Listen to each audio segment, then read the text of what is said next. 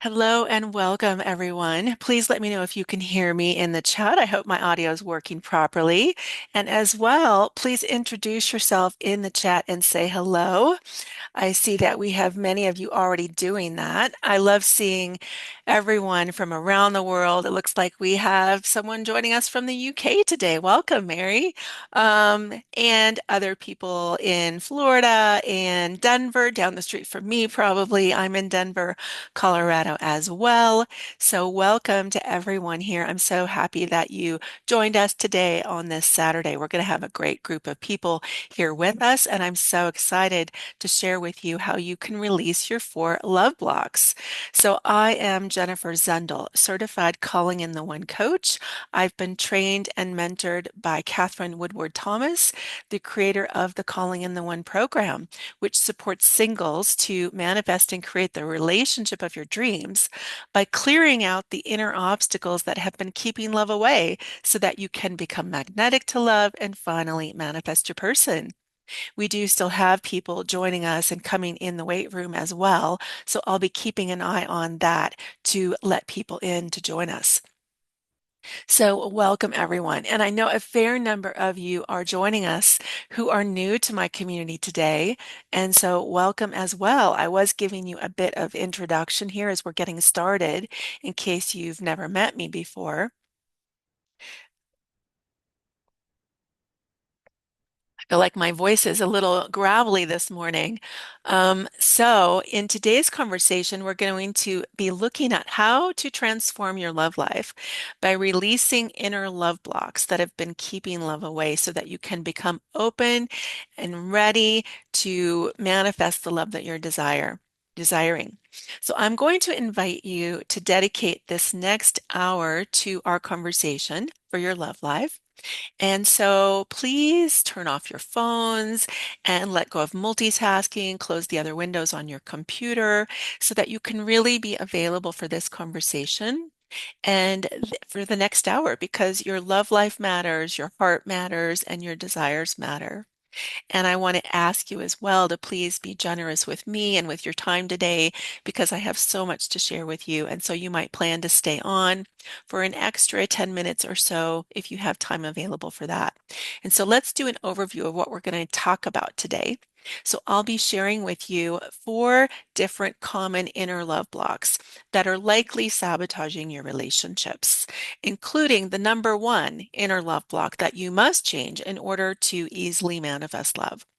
I'm going to be sharing with you some real life examples so that you can better see how these might be showing up in your life and how the love blocks have been keeping love away so that you can transform them. And then I'll also be inviting you to reflect on your own relationships so that you can see something in yourself that you might consider how you might transform that. I'll also be sharing with you about an upcoming opportunity to go deeper with me if you're excited about doing this in your own life. And that program is the 8-week Calling in the One course that I have coming up very soon. And it starts actually later this month, Wednesday, April 23rd. So I'll be giving you some information about that program later on in our session today. For those who do stay on until the end, I have a gift to share with you at the end of the call. And so I'll be letting you know what that is later on. And then at the end, I'll also be opening the conversation up for some Q&A, some questions. And so do put your questions in the chat as we're going along because I'll be scrolling back through the chat to see what I can answer. So you don't need to wait to put your questions in until the Q&A portion. You can do that as we go along if you are inspired to do that. So let's get started. So as I mentioned, I am a Calling in the One coach, and I want to give you some context to our conversation to start with. So Calling in the One was created by my mentor, Catherine Woodward Thomas, and it's different than your normal dating advice because normally dating advice focuses on external factors.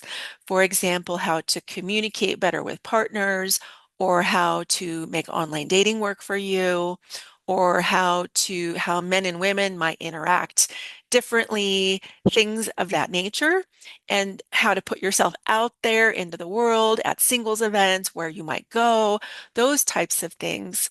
And so all of that's very valuable.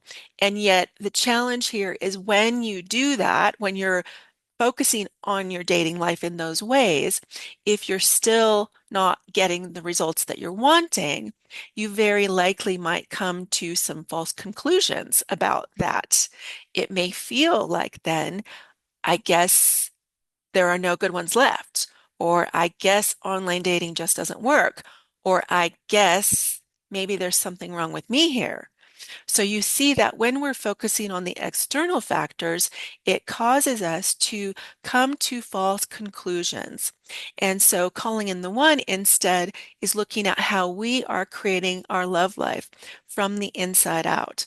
So that we're looking at what are these inner blocks that are we might even not be aware of, that are getting in the way from us creating the love that we desire.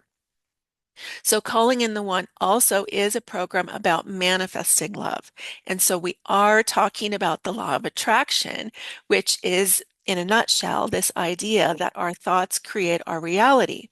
And we create our situations and our relationships in our lives based on who we're being.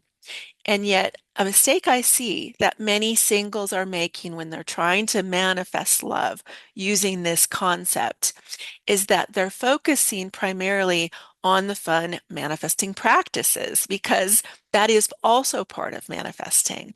And yet, if you're focusing on those fun manifesting practices and you're not getting the results that you want, that very likely means that there are some of these inner love blocks that are in the way.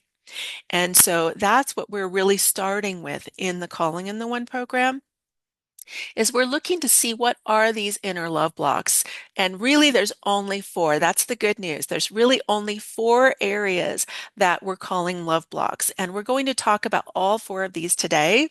And all four of these are changeable. None of them is fixed. So you can change and transform all four of these love blocks. And so we're going to be talking about these inner obstacles because normally they have been rooted in your life, probably unconsciously.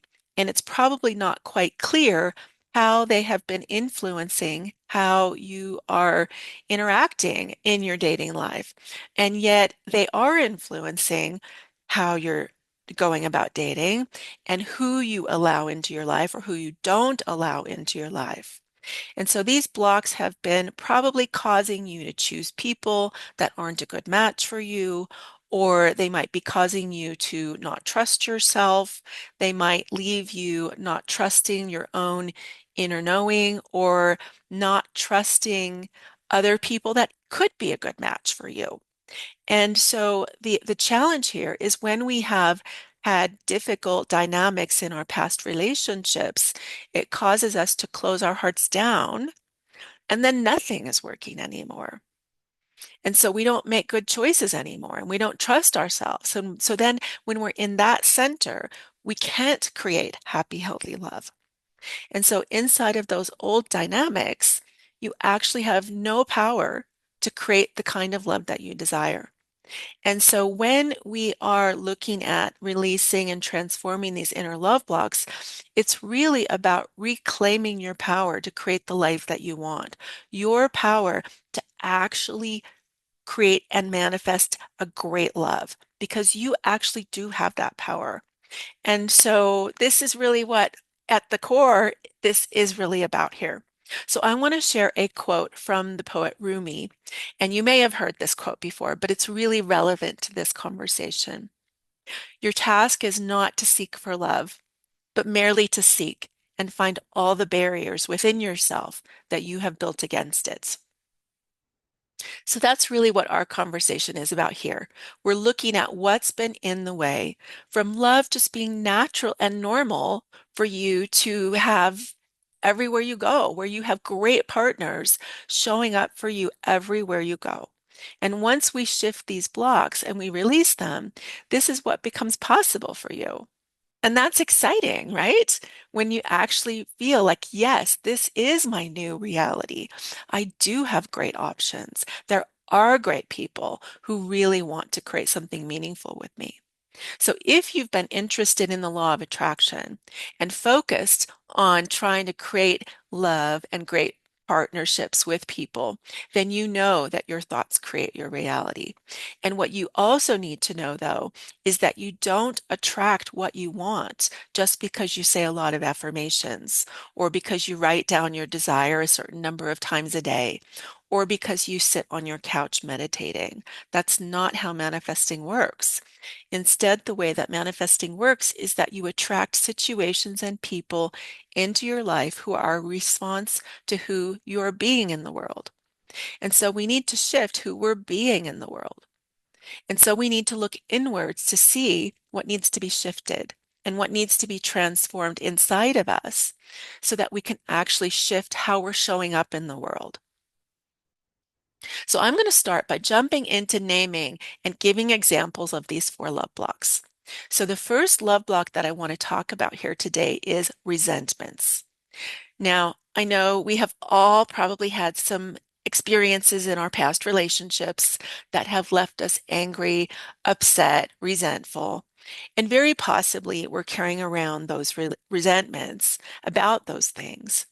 And yet, if we're doing that, the only person that we're hurting is ourselves because the other person is probably honestly moved on, right? So we're not hurting them.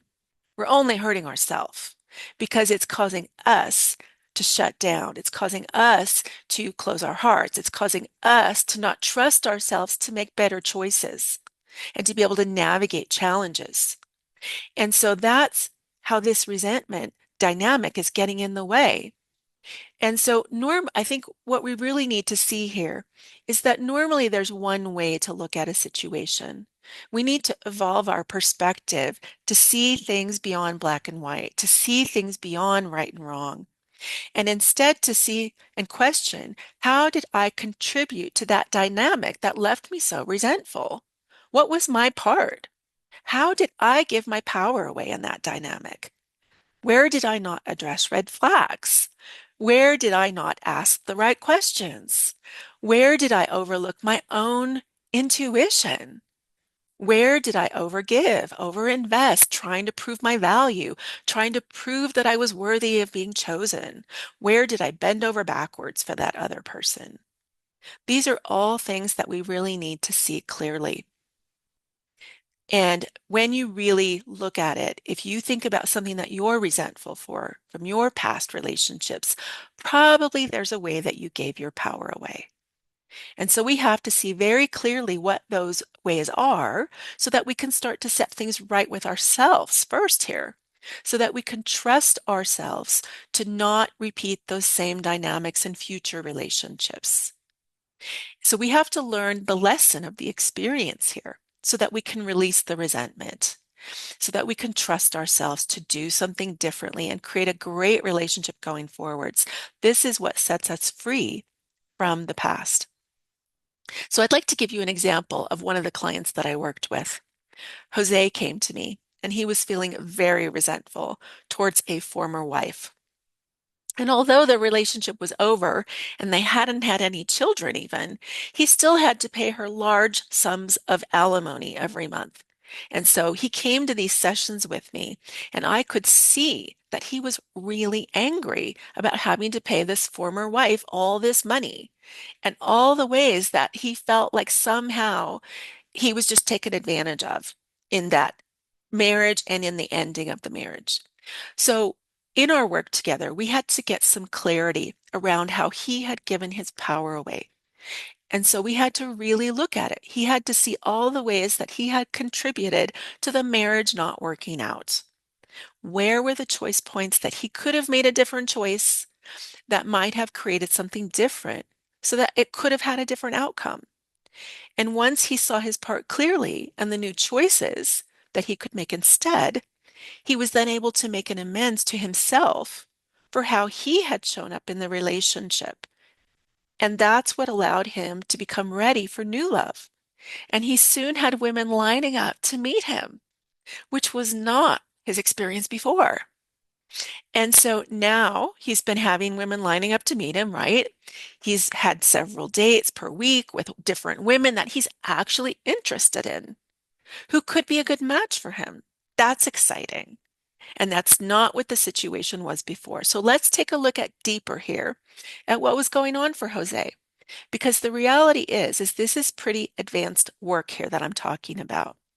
We have to really look at ourselves deeply. And in fact, a lot of the people that come to me have already done a lot of self-growth work. I, for example, have many therapists that come to me. They've already been doing a lot of work on themselves for many years. And in fact, Jose was a therapist himself. So he was in this place where he knew what he was doing wasn't working. Maybe you can relate that you know what you're doing is not working. And yet the way that he was trying to figure the problem out was also not working, right? Because therapy wasn't helping him. And yet there are benefits to therapy. Sometimes, though, when we go to therapy and we find that we're spinning our wheels, we're not making progress. We actually need support to see the blind spots, specifically support to see what we're not seeing, and to help someone point it out for us so that we can see it more clearly. And that's what was going on here for Jose, right? So we started back to look actually what he was doing. What were the actual choices that he made in the marriage that caused it to not work out? And so he saw that he had been making executive decisions in the marriage that left no room for his wife, his former wife, to have a say, right? He had focused all of his attention on his career and orienting all the choices for both of them about what would move his career forward.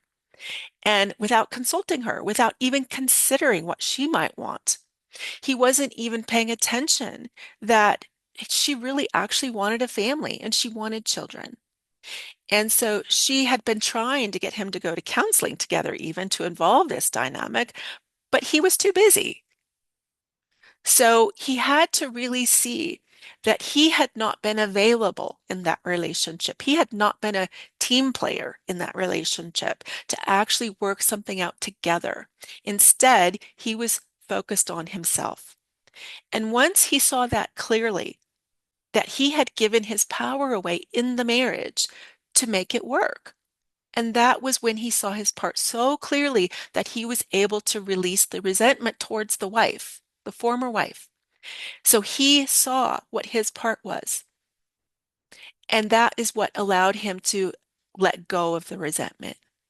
He saw this was a growing opportunity for him where he could learn to have relationships differently so that he could create more connection with partners, so that he would not lose love. See, that's the thing here. We're not just talking about finding love. We're talking about also sustaining and growing a meaningful relationship. So we also need to grow our skills so that we can keep love and not lose it. And that's what Jose needed here. Now, once he saw this, he was able to let go of that resentment, right? And that's what opened him up to being available to manifest happy, healthy love. So I'm inviting you here to consider the kind of resentment that you might be holding on to.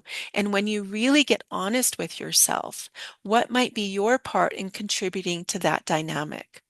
How might you have been giving your power away in that dynamic so that you can take responsibility for how you might be free now? How might you let go of the resentment so that you're free? And this requires you to learn the lesson of that experience so that you can liberate your heart to be free and create something wonderful in your future. So in the 8-week Calling in the One group coaching program, we go much deeper and we clearly see and name your resentments and the ways that you gave your power away in that dynamic so that you can make amends to yourself and trust yourself again to create something meaningful and amazing that lasts. So the next area that I'd like to talk about, the next love block, is toxic patterns. Toxic dynamics. So you might be wondering, well, exactly what is a toxic dynamic? A toxic dynamic is when there's an energy of fear, obligation, or guilt that's running the relationship. And it might be causing you to be afraid of speaking up or afraid of letting someone know what's really going on for you because you're afraid of how they might respond. These toxic dynamics, we need to see them clearly. And there are two important reasons why this area is very important to look at. Number one is because as long as you have these toxic dynamics in your life, there's a way that you don't feel comfortable to bring love into this environment. For example, let's say that you have family members where there's a toxic pattern going on, a toxic dynamic. In that kind of scenario, you might not feel comfortable to bring your wonderful partner home for dinner with them because you're worried about some type of problem at the holiday dinner happening and exploding, right? And so there's a way that you might be keeping love at a distance because you're afraid of that dynamic happening. So we have to evolve these dynamics as well so that we can allow ourselves to bring love into our lives rather than keeping love away because we're afraid of that it's going to blow up or something like that. And the other reason that we need to evolve these toxic dynamics is because the reality is even with your soulmate relationship, there are going to be challenges. There will be disagreements and arguments because we're all human, which means even your soulmate is human. And so even your soulmate is going to show up and bring some challenges. And so we have to learn the skills. Like I was saying earlier, we have to learn the skills to navigate those challenges when they come up so that we can still keep the relationship rather than lose the relationship. So we have to learn how to evolve these dynamics so that we can trust ourselves to bring love in and navigate those challenges when they come up. This is what allows us to soften and really trust ourselves that we know we can create a great relationship. So again, we want to see really here that probably there are ways in our lives that these toxic elements were having us not fully trust ourselves to bring someone new into our lives. The other way that we want to, so one way, so let's talk about two ways that we can evolve toxic dynamics. One way is to speak up and share what's been going on for you in a way that someone can actually hear it and consider it and listen to it. A lot of us don't know how to speak up. We don't know how to say things in a way that someone else can hear it. And so again, this is a skills area, a way that we need to grow our skills so that we can speak up and share something so that someone might be able to hear it. And maybe you have been trying to speak up. Maybe it hasn't been going well. Maybe you haven't been speaking up because you're afraid of their reaction and you're afraid of the consequences. And so again, we have to learn how to speak up and advocate for ourselves in a way that the other person can hear it. The other way, the second way to transform a toxic dynamic is to set healthy boundaries. And if you haven't been setting boundaries in some area of your life, again, there's probably a reason. Maybe you're afraid of how they might react, or we're afraid that they might leave or get angry with us. And so it's true that sometimes people are surprised when we finally set a boundary. And so another reason that people don't set boundaries again is because they don't know how. They don't know how to do it. Imagine if you could learn how to speak up about hard things or how to set boundaries in a way that pulls someone closer rather than pushes them away. That's what I'm talking about, growing skills. That's what we're needing here, right? The skills of actually how do I create more connection with people rather than pushing them away during these hard conversations. The reality here is that healthy relationships have healthy boundaries. Most people don't realize that. And so this is a skill that we absolutely need to learn, the skill of setting healthy boundaries. So let me give you an example. Sasha was in a family where the women in the family at family gatherings would gather in the kitchen to talk, and they would bond by complaining about the men in their lives. And it would be a very subtle way that they would do this. They would diminish the men and they would have a subtle rolling of the eyes, and they would diminish the men's abilities to do things, and that would be how the women would bond and connect. And then they would feel like we get each other, we're on a team, it's us against them. And then the reality is, though, is what that created for Sasha is this feeling of, well, how can I bring a great man into my life if I have to complain about him? That's not a healthy dynamic, right? And so, of course, she was reluctant to bring a man into that environment because she wants a great man that she doesn't need to complain about. Right? Who doesn't, right? And so we have to see that that dynamic was one of the things that was causing her to be afraid to bring love into her life. And so she had to actually evolve this dynamic. And some of these toxic dynamics might be obvious. If there's abuse or something like that going on, that's an obvious toxic dynamic. But some of these toxic dynamics are very subtle and we don't see them for what they are. And and yet they're very sneaky, right? Because this is one of the things that was keeping Sasha from bringing a man into her life. And so it was very subtle. And yet it was unconsciously causing her to not want to bring a man home. And so she had to evolve that dynamic with her family. She had to go to her family and say, look, I love you guys. And yet I want to have a great man in my life. And I'm not going to complain about men anymore. And if you guys want to do that, I'm just going to leave the room. I'm not going to participate in that anymore. Right. And so she had to actually take responsibility herself about what am I creating and to start to communicate that with people, right? And evolve that dynamic. And so this might feel like a small, subtle thing, but it's a huge thing.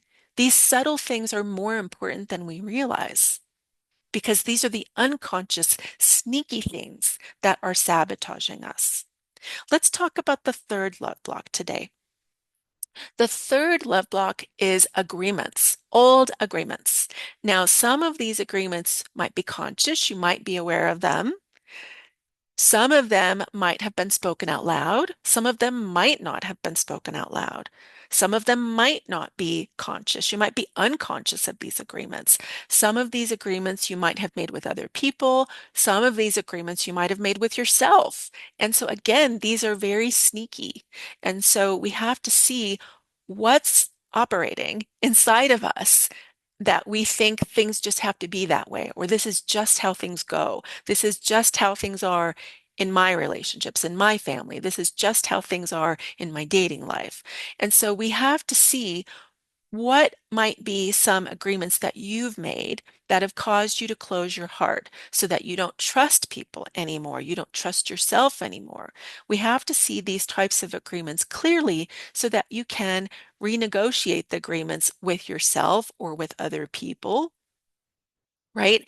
I mean, maybe it's an agreement with a family member, that you will take care of them and sacrifice all your time for them because they need care, but then it leaves you with no time for a love life. It might be an agreement like that, but I see a lot of agreements with self that are either or types of agreements. For example, either I can have love or I can have a career. Either I can have a life of with love and a partner, or I can have a life where I have adventures and I'm independent. Either I can have love or I can be a great single parent, right? These types of agreements that we make with self, again, are very sneaky. And it causes us to think that that's just how things are for us. And that's just the way that I have to live my life. And yet those types of agreements are keeping love away. And they don't have to be that way. We can make new choices. We can set up a life that would actually support love to come in.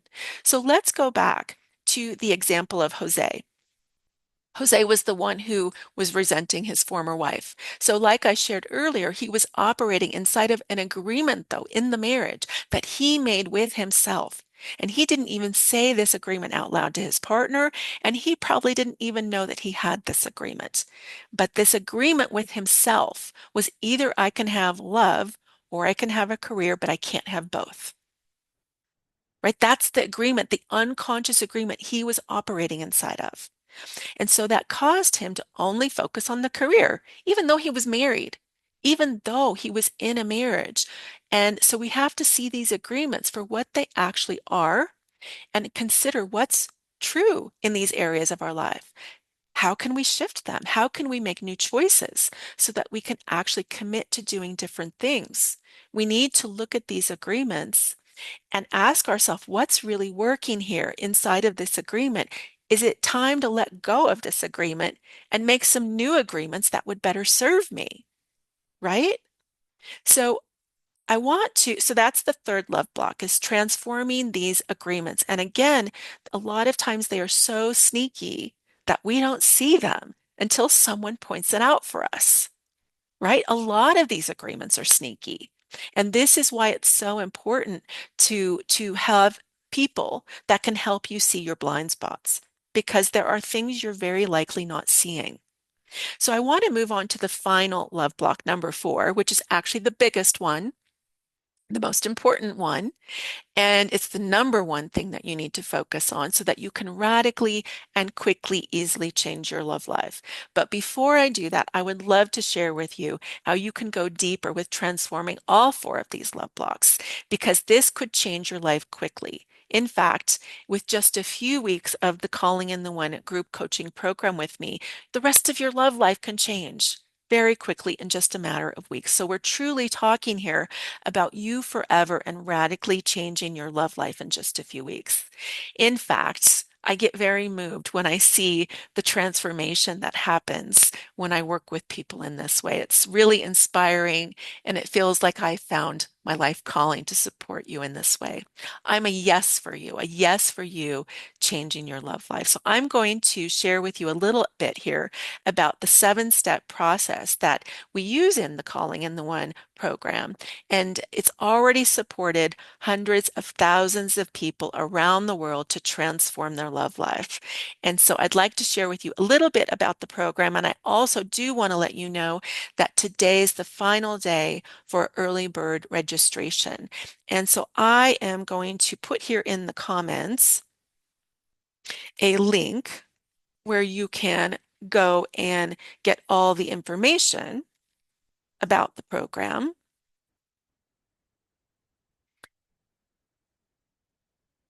And also that's a sign up page as well. And I will also share briefly a screen share here. And I'm not going to read all of this. You can come and read all of this yourself. There's a great experience of there's testimonials and stories here on the page that are great to read. The program starts Wednesday, April 23rd, and we meet from 6 p.m. to 8 p.m. Mountain Time, so just for your time zone wherever you are in the world. So it is in just a few weeks, you will identify, release, and transform the false beliefs, painful patterns, and the false love identity that's been sabotaging your love life. I'll give you a clue. We're going to talk about false love identity in a few minutes for love block number 4. So we're going to awaken to your true love identity and the truth of your value and your worthiness to receive great love into your life. We're going to talk about crafting a powerful vision of happy, healthy love so that you can begin showing up as the powerful co-creator of the future of love in your life. This is where you're partnering with life to bring this great love into your life. You're going to learn new skills, as we've been talking about today already. Skills, relationship skills are one of the most important things so that you don't lose love. We're also going to talk about the skills and tools that will help you create the great relationship with the one that you call into your life, which all supports you to become wildly magnetic to the perfect partner for you. In week 1, we're going to set you up to connect as a group. It's going to be a small group to let you know. And so there is a limit of only 12 people in the program so that I have lots of time and space to speak with you and give you lots of personal support, which is so valuable. And we're going to be also starting by identifying your own past patterns in love and how they have been happening through you and not just to you, so that you can evolve those patterns. We're also going to be setting a powerful intention that will be your guide to meeting your soulmate. Session number two, preparing for love. We're going to gain more clarity about how you have been co-creating those patterns in your love life. You're going to learn one of the most important things here that you can do to stay empowered and grounded in your vision for love, no matter what happens in your life. This is so important because I'm sure you've experienced that dating has its ups and downs, right? We have to learn how to stay empowered no matter what's happening, because those disappointments and setbacks can be the biggest thing that takes you off track. So we have to stay connected, empowered, and positive on your path to love.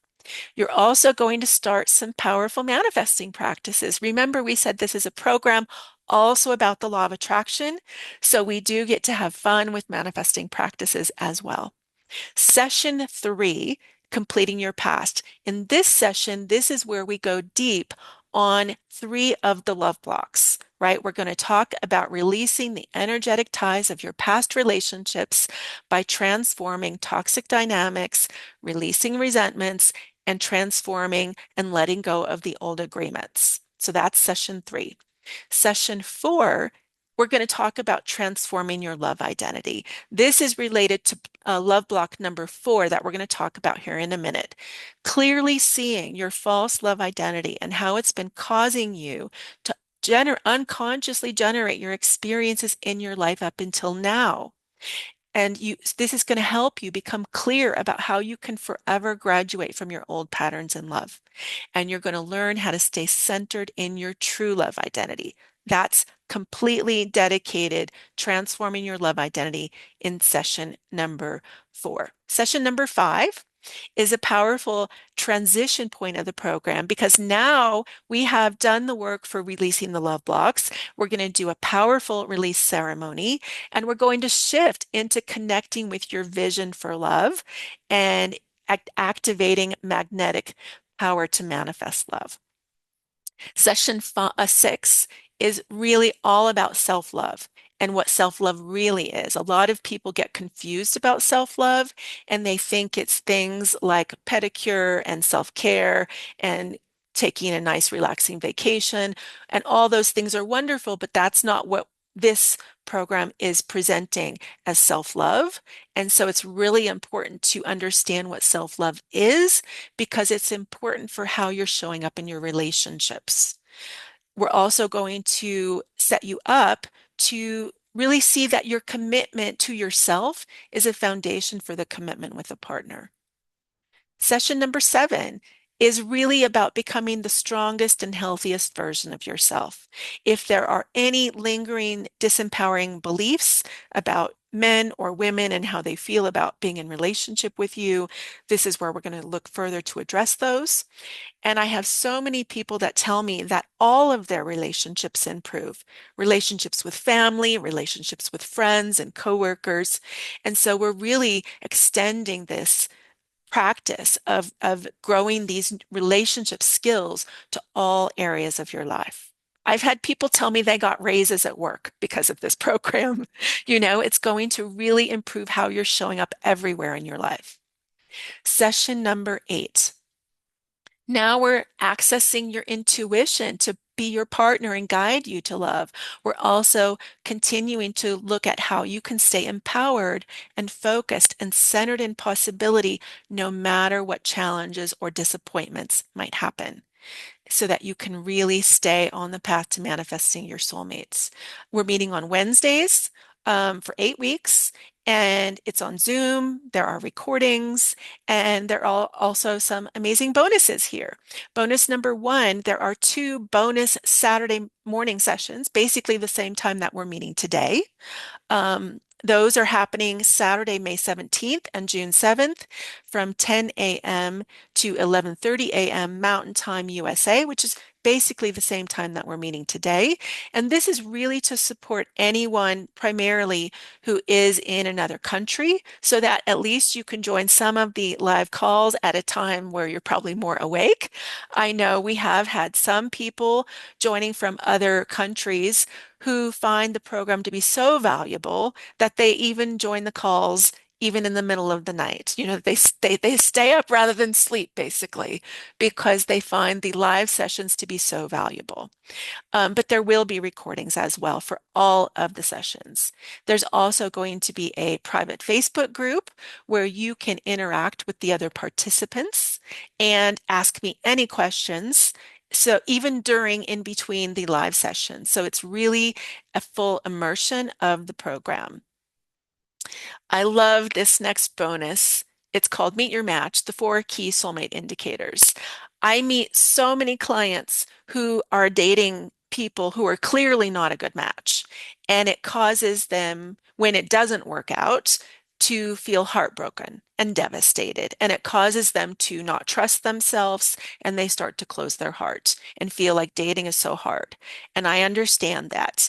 And yet, what I'm seeing is they're coming to me and I'm seeing so clearly this was not a good match to begin with. And what if you could find your person quicker and faster by knowing who is worth investing your time and your heart and your energy with before you get overly involved with them? So this is what this training is about. How do you evaluate your dating partners so that you can stay connected to what's truly possible for you and find your person faster?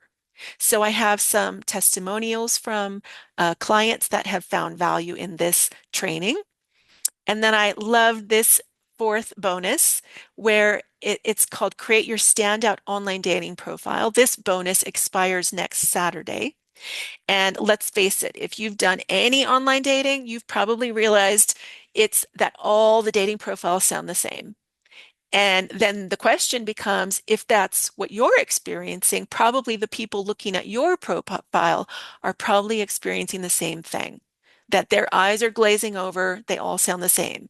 And so then the question becomes, how can you make your profile stand out? Right? So that your soulmate recognizes you. And so I will, in this training, I will explain how to create a standout online dating profile that will have your person stop in their tracks to reach out to you. And years ago, I was doing a lot of online dating myself. These are some of the actual responses I received from real men in response to my dating profile. For example, hands down the best profile I've read yet. Or I loved reading your profile. It's very refreshing in this sea of poorly written paragraphs, right? So these are just some of the things that men have said to me about the profiles. Here are some client testimonials after I've helped other people with their dating profiles. And there are some testimonials about the Calling in the One group coaching program, the 8-week program. There are videos of people who have worked with me. There are written testimonials, and they're all amazing. I'll just point this one out. The second one here, Diana, and I'll just give you a brief summary. Diana had her boyfriend break up with her and move out during COVID because she had been putting up walls against him. She had been afraid of intimacy. And so after he broke up with her and moved out, she was devastated. And that's when she came to me for coaching. And I helped her turn things around so that she really saw what she was doing to cause him to break up. And 2 months later, he came back. They got back together and he proposed, and now they're married. Wow, right? Like this is what's possible that we can actually turn things around quickly. So you can read several testimonials here. The regular tuition is $7.95. Today, the early bird registration expires today, where you can join for 50% off for only $3.97 or two payments of $2.29. So we would love to have you join us. We do have people signed up already, and I would love for you to be the next success story. Wouldn't that be amazing? right? So I want to move on. And if you do have questions about the program, you can put those in the chat as well. I'll be taking questions later. But let's move on to talking about the final love block. Right? So it's what I'm calling your false love identity. In the Calling in the One program, the false love identity, basically, in a nutshell, is the stories that we tell ourselves about what's possible for us in love, the stories that we tell ourselves about who I am, what's possible for me, who men or women are for me in relationships, and what's possible, what is life supporting me to create this amazing relationship? See, these are stories that we tell ourselves, and they might be unconscious. They might be outside of our conscious awareness. But the thing is that we want to see them clearly because we can't change them until we see them clearly. So let me give you some examples of the stories that we might tell ourselves. For example, I'm never good enough. I'm not young enough. I'm not pretty enough. I don't live in the right city. I'm never the chosen one. I'm always going to be alone. Men never choose me. Men just want one thing. Men want to take advantage of me. All the good ones are taken. Women just want me for my money. Life never supports me to have love. Everyone else gets what they want, but not me. Love doesn't last for me. Marriage is a trap.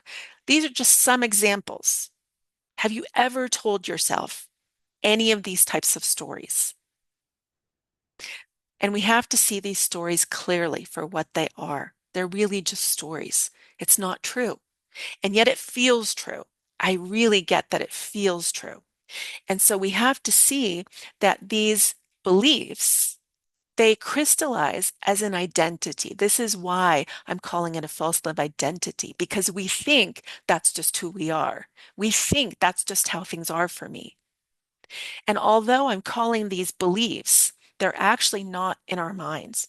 Instead, they're held at the energetic level of our body, at the somatic energetic level of our body. And this is why sometimes it might feel like that's just the way things are for you. It might feel like things like you have no control for anything differently in your life. It might feel out of your control to behave the way that you do in your relationships. It might feel like this is just how things have to go for me. Or you might show up in a way and behave in a way in your relationships that you know is not helpful, but yet it feels like you're just compelled to do it anyway. Have you ever experienced anything like that where you knew the thing that you were doing probably wasn't going to help and it was maybe going to make things worse even, but you felt like I, I just have to do this. For example, maybe you're in some type of tricky moment with someone and you maybe assume maybe one of two things. Maybe you feel like, oh my gosh, maybe they don't want this relationship. Maybe they don't want me, or maybe I don't understand what's going on here. And maybe you find yourself doing one of two things, either pulling and trying to get more information, and you might find yourself being needy and clingy in that dynamic. Or on the opposite end, maybe you assume, yeah, I guess this isn't a good match for me. And then you pull away, distance yourself, and stop interacting. For example, I'm just giving one example, right? So these are ways that our assumptions about what's going on causes us to behave in ways that don't help the interaction. It sabotages the interaction. And so these assumptions that you've come to in response to situations in your life, the disappointments that you've had in your life, have been influencing your beliefs. So we have to see here what's causing these assumptions to happen. What's driving the beliefs to be created? So very likely these beliefs and assumptions were created at an earlier time in your life, maybe in your childhood or when you were in school and friends were acting in a certain way. And so we've come to some assumptions about what those situations meant. And we have assumed that that's just the way things are for me. And then it inspired coping mechanisms to get through those situations. And while those coping strategies might have supported you when you were younger, they're not supporting you to create happy, healthy love as an adult now. And so we have to see clearly what's been going on.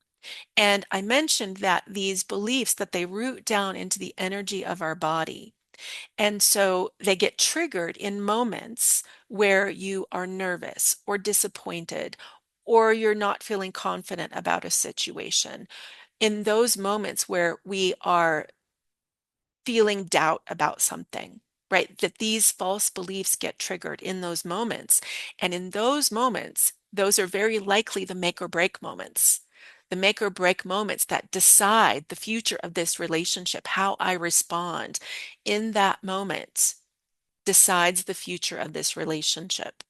And so we have to see clearly what we're doing to show up in those moments that predict the future of this relationship. Because really what we need to do here is a type of pattern interrupt and see it clearly and shift out of the false love identity, shift out of that energy and get centered into your true love identity.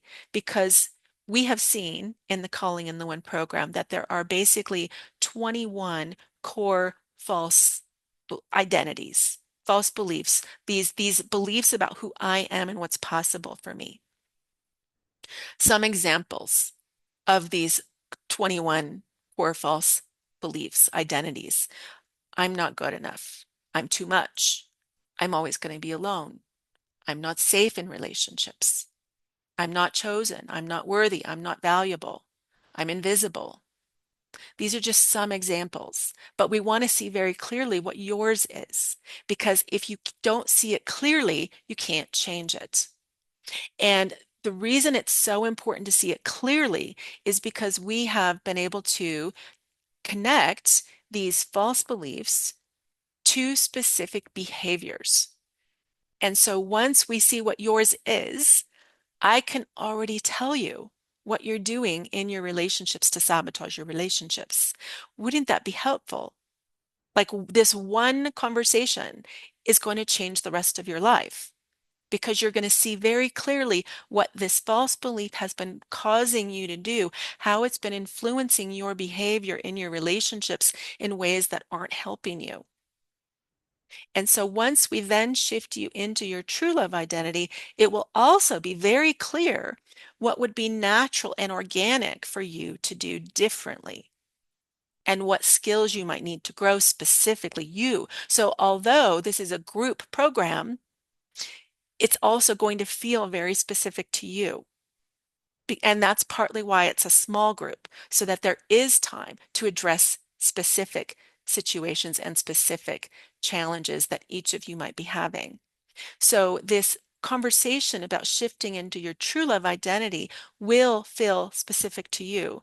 And yet at the same time, there will also be ways that you hear other questions from other people and that what they're sharing going, oh my gosh, I relate so much to that, right? So there is some overlap in those ways. So the reality here is on this call, in this very moment here today, you may not be triggered and disappointed. I'm imagining that you're not. For example, I'm imagining that you're not sitting at a cafe, for example, right now, with an attractive man or woman sitting next to you who you are hoping is going to notice you and ask you out on a date. And you're feeling nervous that they're not going to do that, right? Like in this moment, you're not there. And so in this moment, you know you're a great catch, that you have a lot to offer. You're a great person. And in fact, friends probably tell you, I don't understand why you're single. You're such a great catch. Your family probably tells you that too, right? Because in those moments, you're centered in your value. You're showing up as your normal self. And who wouldn't love you when you're showing up as your normal, lovely self, right?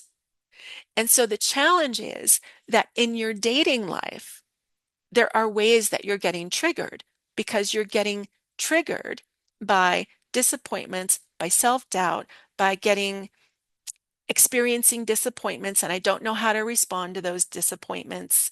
And those are the things that are predicting and generating your future. And so this is what we have to see clearly. See those moments clearly so that we can see the choice points and we can see the things that you need to shift very clearly. So for example, one of my clients, Tracy, came to me, and Tracy already had worked with another love coach before coming to me, and she was very committed to her own personal growth. And yet, despite all of this personal growth work that she'd been doing for years, she wasn't getting any results. Despite her best efforts, no men were even paying attention to her, and she hadn't even been asked out in ages. And so she'd given up on love. But yet she was committed to her own personal growth. So despite being skeptical, she signed up for coaching. And within a few weeks, we got to the bottom of what had been driving her pattern in love. In this conversation about the false love identity, she saw what was driving her pattern in love is this false identity, this false belief of I'm too much. And so she was really worried about overwhelming men with her big energy and all of her successes. Have you ever heard any woman say something along the lines of women are intimidated by successful men, right? A lot of women think that that's what's true, but it's not true. And yet Tracy was hiding herself. So we saw that that false belief, I'm too much, we got to see how was it causing her to show up in her relationships, right? The reality here is that she had a lot going on. She was a very successful person. She was a doctor. She was a creative person. She had created products. She had a business, and there was a lot of things that were going in her life that were really going well. She had several degrees. She was highly accomplished. She had vibrant energy. And so she was afraid of overwhelming men with all of this, right? And so then this belief that I'm too much was causing her to play small. It was causing her to hide herself. It was causing her to stand on the side of a room as a wallflower. That's not authentic. That's not who she really is. Right? And so for the first time in her life, she saw that that belief was causing her to not let men see who she really was. How can a great man choose her if he can't even see who she really is? Right? And so we had to shift this into her true love identity so that she's really available for men to see who she really is. Her true love identity. I am a brilliant gem, and my man loves all of my facets. In fact, he loves when I shine. He's attracted to me when I shine. Wow, right? And when she truly owns that, how does it cause her to show up differently in her life? A totally different version of her started showing up out in the world, out on dates. Okay. So after we finished the 8-week program, I got an email from her saying, I've had more dates in the last month than I had in an entire year before. And I thought, of course you have. Of course you have, because now you're showing up differently. And then a few months later, she wrote me another email saying that she was on a date and the man had told her that he said, I'm sorry, I couldn't take my eyes off of you the entire night. You're so beautiful. And she said, oh my gosh, I haven't heard that in forever. Shortly after that, she wrote me another email and she said, I now have a man in my life who being with is as easy as breathing. He's very affectionate. He makes me laugh a lot, deep belly laughter, and he's so generous and listens to everything I say. And he likes me just as I am. And this is so magnificent. Like, this is amazing, right? This is what's possible. It doesn't need to take the rest of your life to change this. It can be pretty easy. All right. And like I said, Tracy had already done a lot of work on herself, right? The challenge is that we can't see our own blind spots. We need someone to point them out to us so that we can go, oh, I get it now. Okay, okay. I get it. Okay. And that's the value of doing this group coaching program that I'm inviting you to join us. We start Wednesday, April 23rd, and it's going to be a very powerful 8 weeks together. And there are the two Saturday morning sessions if you're in another part of the world where you can't join us live on Wednesday nights. There are the two bonus Saturday morning sessions to allow you to attend live sessions that way. There are recordings, and I do have people, like I mentioned before, even staying up in the middle of the night because they find the live session so valuable. But let's do a recap of the four love blocks, just to name what they are. I think I saw a question came in that wanted me to just name them again. So again, number one is resentments. Number two was toxic dynamics. Number three was old agreements. And number four is your false love identity. So I would love for you to put in the chat here, which of these four do you think is the most important for you personally to work on? That you personally think, yeah, that's probably the biggest one where I need the most focus. I think that would be helpful. And as well, if you have any questions about what I've been sharing so far today, put questions in the chat and I will take a few minutes here to open it up for Q&A. I did mention as well, if you stay on to the end, I have a free gift for you. So I want to let you know that everyone who signed up for the session here today is going to be added to my email list. And in the first email from me, there is a free gift called Manifest Your Soulmate Meditation. And I have had so much great feedback from the meditation, and I would love to hear how it goes for you. So do keep an eye out for that first email from me and that free gift. All right. Um, and I want to also remind you about um, I put the link to the program again, the 8-week group coaching program. We would love to have you join us. We do have people signed up. It's going to be a small group of no more than 12 people. And the early bird registration ends today. So I would encourage you to get signed up today to join us. And let's see what questions have come in that I can answer here. I'm just going to scroll back up.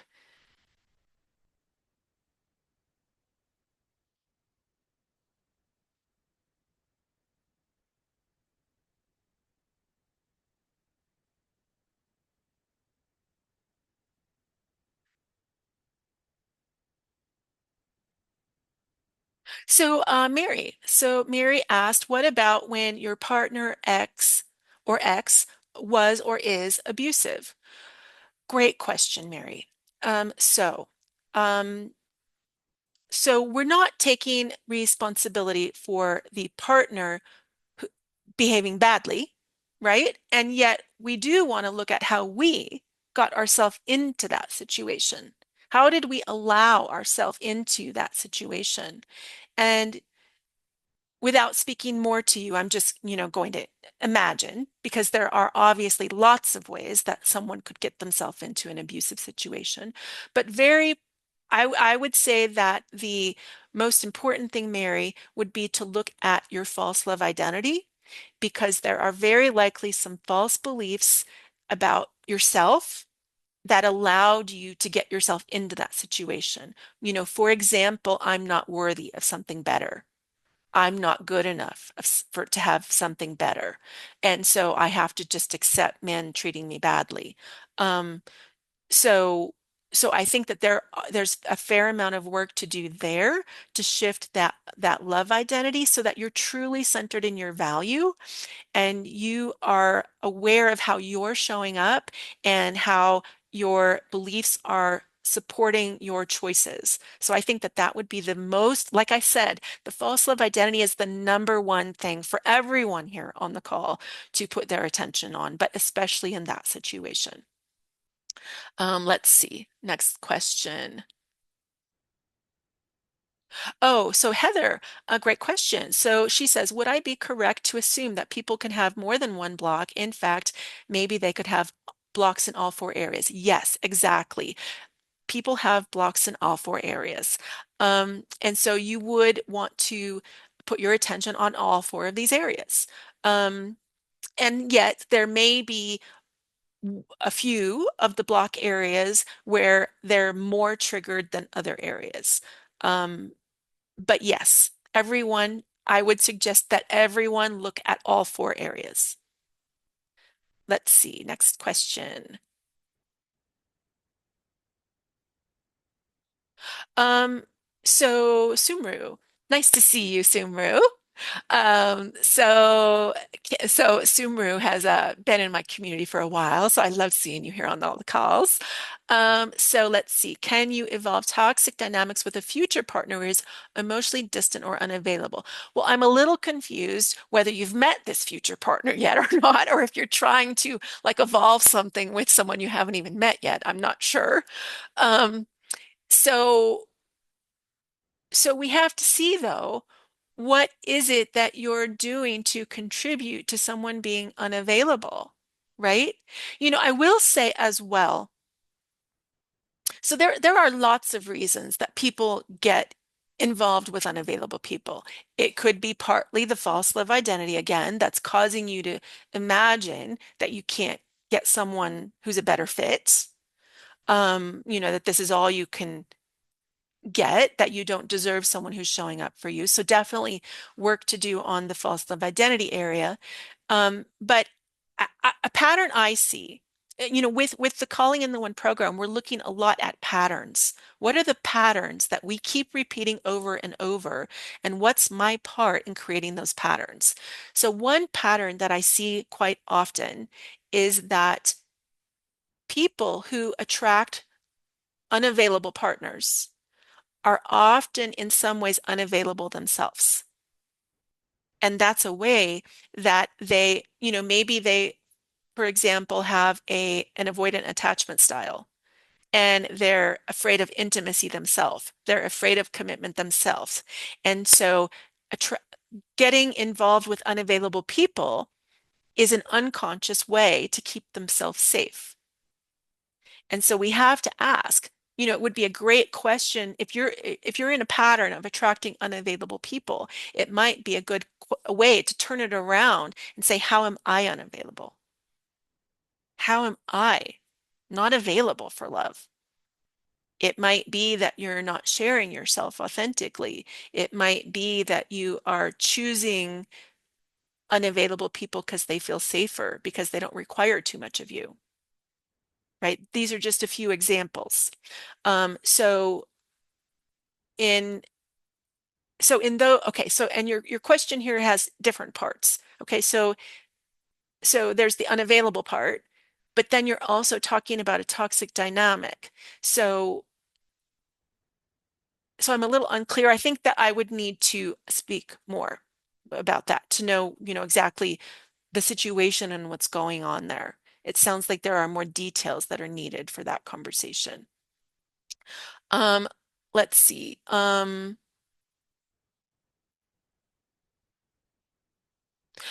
Aaron asked a great question. So is part of the work learning how to build the new skills? Yes, we are learning how to build the new skills.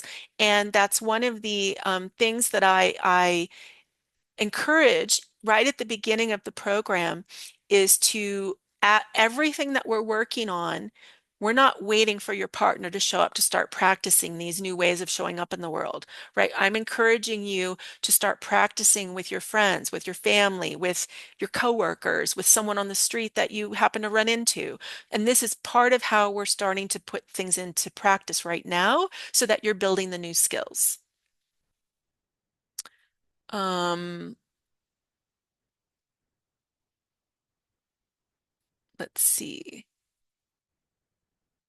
So the fourth love block, so again, the love blocks, number one was resentments, number two was toxic dynamics, number three was old agreements, number four was the false love identity.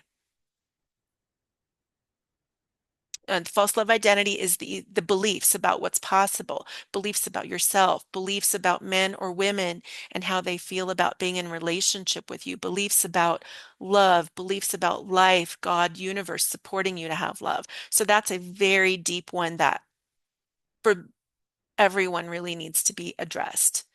Let's see. Um, yes, this really does affect every area of your life. That is true, Christina. Let's see.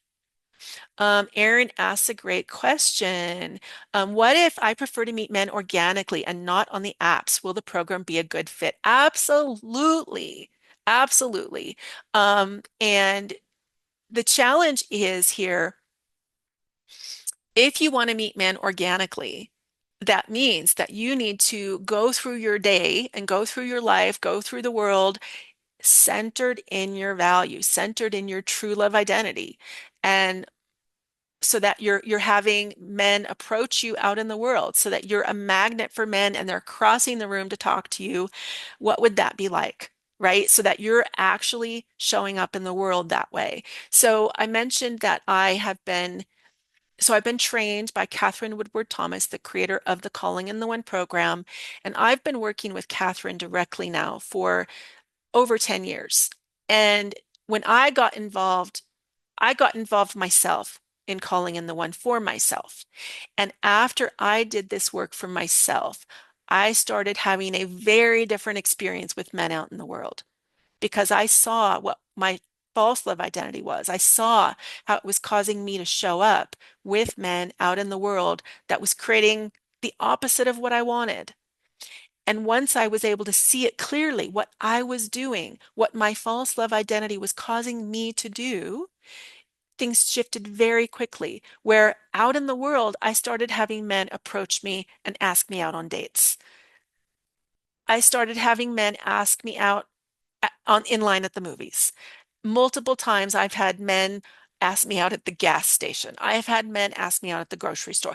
I've been at parties and had men crossing the room to talk to me. If you're wanting to meet someone organically, this is essential. This is not about how to do online dating better.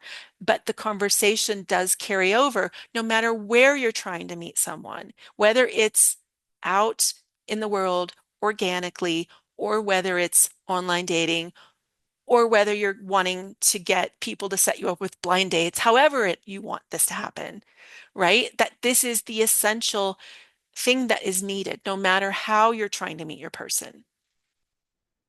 And again, remember, we've been speaking about today, this is not just about meeting your person. It's about sustaining and keeping love, right? So you're meeting your person organically or on the apps or however you meet them, but we also want to keep that love once we call it into your life. Yes, let's see what else we have here. Um, So I think, Mary, that you're saying that the most valuable or the most important ones for you personally are releasing resentments and then your false love identity. I would agree, Mary, based on what you've shared here. Let's see. So Christina says number 3 and number 4 are in sync for you. Yes, and totally loaded with blind spots for you. I understand.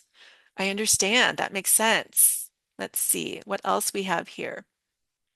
Thank you for sharing, staying on the call, everyone. There's so many great questions. I find sometimes I do weeknight sessions and sometimes I do Saturday sessions. And I do find that a lot of times people are more relaxed on Saturdays and you're full of questions on Saturdays, which is great, which is partly why we're doing the bonus Saturday morning sessions, right?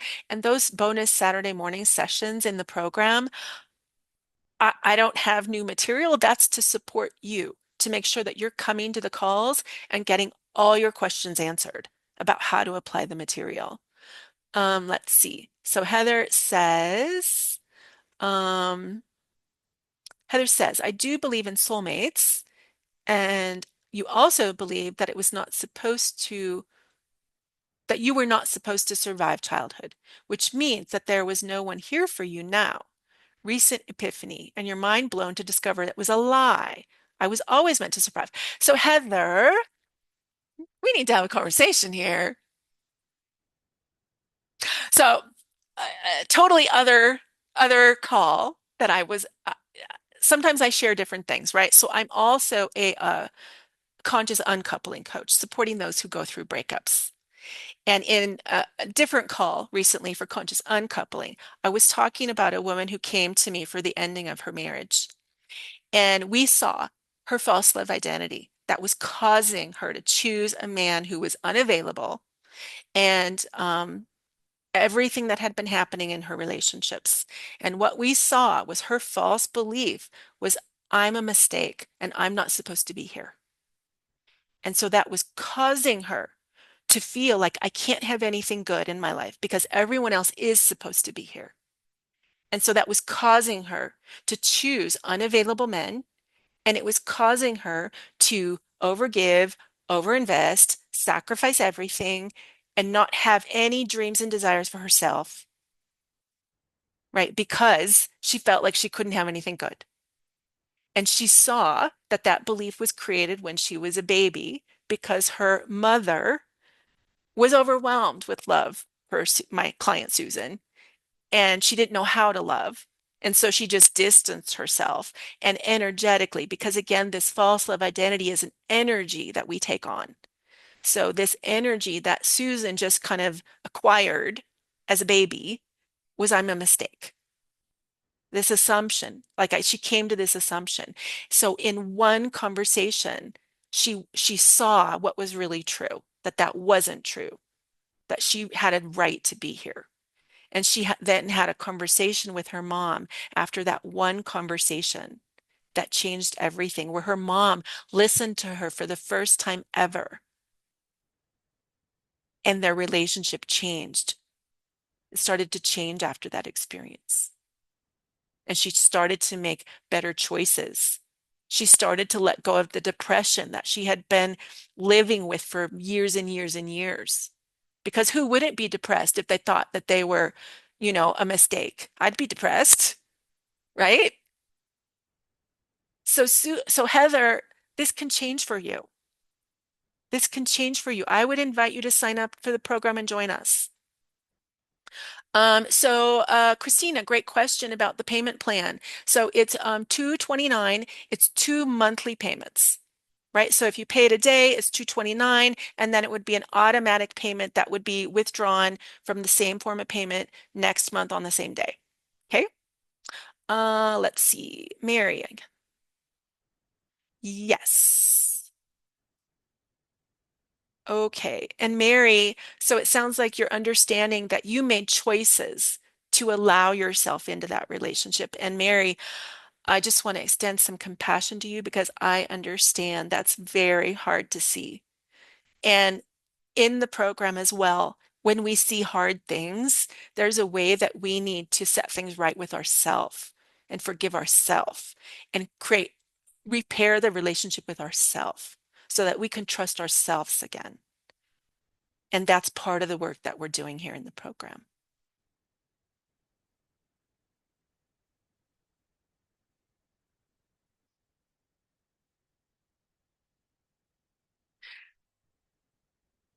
So Sumru, you texted with a future partner for a month who is emotionally distant. Is there a possibility to grow in this partnership?